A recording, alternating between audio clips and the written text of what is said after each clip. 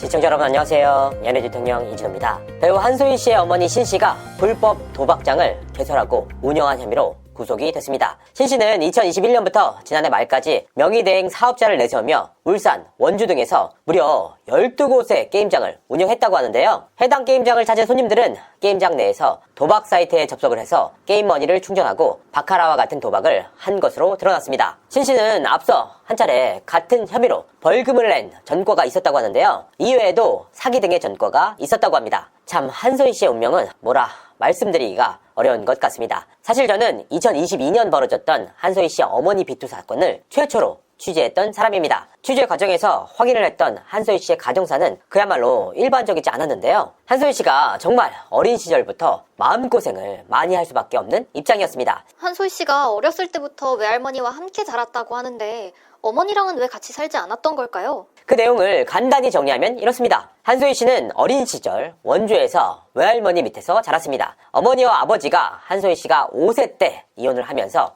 벌어진 일이었다. 고등학교까지 진학을 하게 되면서 한소희 씨는 어머니와 함께 살겠다면서 울산으로 이주를 선택하는데요. 외할머니 역시 천륜을 끊을 수 없다라는 판단 하에 한소희와 함께 울산으로 이사를 갔습니다. 그런데 울산에서 한소희는 또 다른 현실과 마주하게 됩니다. 엄마와 함께 살기 위해서 울산으로 직접 찾아갔지만 그 자리에서 외면을 당하면서 외할머니와 함께 따로 거처를 얻어서 살게 됐던 겁니다. 이 과정에서 한소희는 굉장히 큰 충격을 받았다고 하는데요. 엄마가 사는 것도 알고 울산까지 직접 찾아와서 함께 살겠다라고 밝혔지만 함께 살 수 없다라는 엄마의 외면을 면전에서 직접 들었던 겁니다. 이후 한소희는 미술적 재능을 인정받아서 일반계 고등학교에서 예고로 전학을 가게 되는데요. 이 과정 속에서도 한소희는 제대로 된 지원을 받지 못하게 됩니다. 이와 같은 성장 환경 속에서 힘이 돼줬던 인물이 바로 외할머니였는데요. 데뷔 이후에도 끊임없이 끈끈한 애정을 과시했던 이유가 바로 이와 같은 성장 과정에 있었습니다. 하지만 대학 입학을 앞두고 한소희는 정말 극심한 생활고에 시달리게 되는데요. 결국 대학 진학을 포기하고 서울로 상경을 했습니다. 서울 상경 이후에는 어머니와 아예 연락이 안 닿았던 거 아닌가요?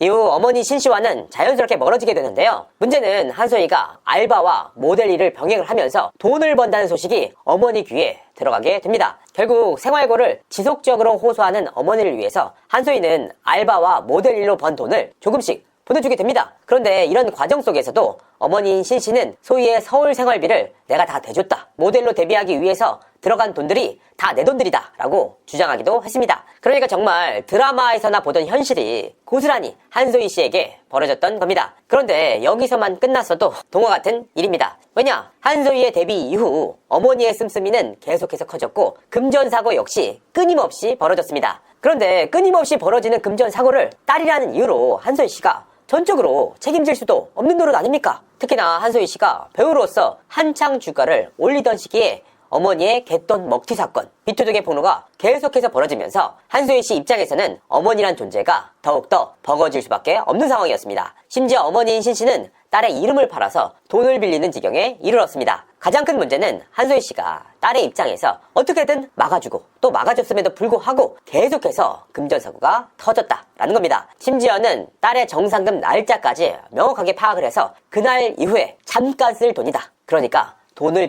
빌려달라라고 요구를 한 케이스도 있었습니다. 결국 한소희 씨는 어머니 신 씨와 선을 긋게 되는데요. 물론 이 과정 역시 쉽지는 않았습니다. 천륜을 끊기가 그렇게 쉽지는 않지 않습니까? 그럼에도 불구하고 한소희 씨는 어머니의 관련 채무와는 관련이 없고 책임질 계획도 없다. 딸의 이름을 돈을 빌리는 데 이용하고 그 딸이 유명 연예인임을 악용하여 돈을 받아내려고 하는 일련의 행위를 원천 차단하기 위해서다. 엄마와 딸이라는 천륜을 끊지 못하는 게 사실이다. 그럼에도 불구하고 본의 아니게 피해를 입으신 분들께 죄송한 마음이다. 강경한 대응으로 더 이상 이런 일이 반복되지 않기를 바라는 마음이다 라는 뜻을 밝히기도 했습니다. 어머니 신 씨 역시 저와의 통화 과정에서 더 이상 딸에게는 민폐를 끼치고 싶지 않다. 어떻게든 내가 스스로 돈을 마련해서 나로 인해서 벌어진 채무를 모두 갚겠다. 더 이상 딸에게 연락을 취하지도 않겠다 라는 뜻을 전해왔습니다. 물론 당시 일로 인해서 아직까지도 돈을 제대로 받지 못한 피해자들이 정신적으로 경제적으로 고통받고 있는 상황입니다. 심지어는 아직까지 외부에 알려지지 않은 금전사고들도 존재하고 있습니다. 이 피해자들은 외부에 이 사안이 알려지면 본인들이 받을 돈을 못 받을까봐 전전긍긍하고 있는 상황이었는데요. 그런데 2년 만에 알려진